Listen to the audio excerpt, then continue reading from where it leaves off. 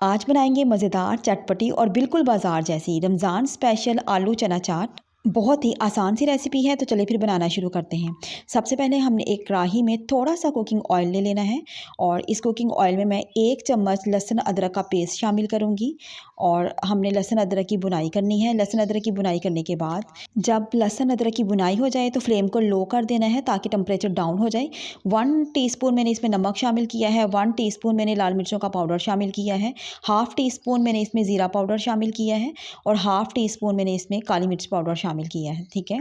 और तमाम चीज़ों को हल्का सा हमने मिक्स करना है और थोड़ा सा पानी शामिल करना है ताकि मसाले हमारे जल ना जाएं। और इसके साथ ही यहाँ पे थोड़ा सा पानी है, पानी को हमने थोड़ा सा ड्राई कर लेना है। ड्राई होने के बाद अब मैं इसमें शामिल करूँगी तकरीबन यहाँ पे मेरे पास है 1 प्लेट उबले हुए सफ़ेद चने। तो हमने सफ़ेद चनों की मसाले के साथ बुनाई कर लेनी है। इस तरह चनों का जो टेस्ट है वो बढ़ जाता है और मसाला भी चनों के साथ अच्छे से मिक्स अप हो जाता है। सिर्फ 2 से 3 मिनट के लिए हमने चनों की बुनाई करनी है। उसके बाद हमने इनको ठंडा होने के लिए एक साइड पे रख देना है। जब चने अच्छे तरीके से ठंडे हो जाएंगे तो हम इनको एक बर्तन में निकाल लेंगे और अब हम इसमें शामिल करेंगे बाकी की चीज़ें। तो जो भी आपको वेजिटेबल्स पसंद हो आप उनकी कटिंग करके पहले से ही रख लें। एक खीरा बारीक क्यूब्स की सूरत में काट के वो हम इसमें शामिल करेंगे। 3 मीडियम साइज़ के आलू हैं जिन्हें हमने बॉयल कर लिया था और उन्हें भी हमने क्यूब्स की सूरत में काट लिया है, वो हम इसमें शामिल करेंगे। 2 मीडियम साइज़ के टमाटर हैं, उन्हें भी हमने काट लिया था और उनके जो सीड्स हैं वो हम निकाल लेंगे। ठीक है। 2 से 3 हरी मिर्चें हैं, उनके सीड्स मैंने निकाल लिए थे, वो हम इसमें शामिल करेंगे।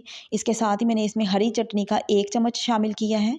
एक मीडियम साइज़ का प्याज था, उसे मैंने बारीक स्लाइसिस में काट के उसमें पानी डाला है। पानी के अंदर मैंने तकरीबन हाफ़ टी स्पून नमक का शामिल किया था और थोड़ी देर के लिए इसको डिप किया था ताकि जो इसका थोड़ा सा कड़वाहट होती है या इसका तीखापन कम हो जाए। तो फिर हमने इसको ड्रेन करके निचोड़ के वो हम इसमें शामिल करेंगे।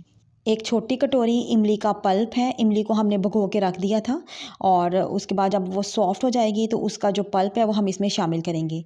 इसके अलावा मैंने बच्चों के लिए इसको अट्रैक्टिव बनाने के लिए ताकि बच्चे भी इसको मज़े से शौक़ से खा सकें, तो थोड़ी सी मेरे पास थी ये जो समोसा पट्टी और रोल पट्टी होती है उसको मैंने फ्राई कर लिया था ताकि ये पापड़ी चाट बन जाए। तो वो भी आप इसमें शामिल करें, बच्चे तो बहुत ही मज़े से खाते हैं।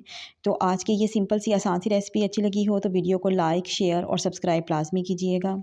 अल्लाह पाक आपको आसानियाँ अता फ़रमाए और आसानियाँ तक़सीम करने का शरफ़ अता फ़रमाए। आमीन। Thanks for watching.